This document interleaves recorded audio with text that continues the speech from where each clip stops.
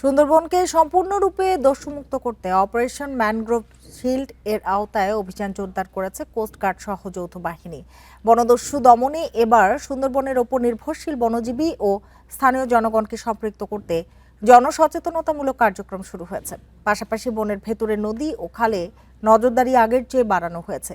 Coast guard পশ্চিম জোনের zonal commander জানিয়েছেন, সুন্দরবনকে নিরাপদ রাখতে এ ধরনের যৌথ অভিযান অব্যাহত থাকবে।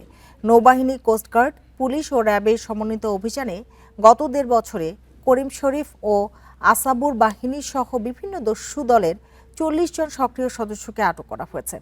এ সময় ৪৩টি আগ্নেয়াস্ত্র ও বিপুল পরিমাণ গোলা বারুদ উদ্ধার সহ দস্যুদের বেশ কিছু আস্তানা গুড়িয়ে দেওয়া হয়। এছাড়া দস্যুদের হাতে অপহৃত ৩৭ জন জেলে ও পর্যটককে অক্ষত অবস্থায় উদ্ধার করেছে কোস্টগার্ড।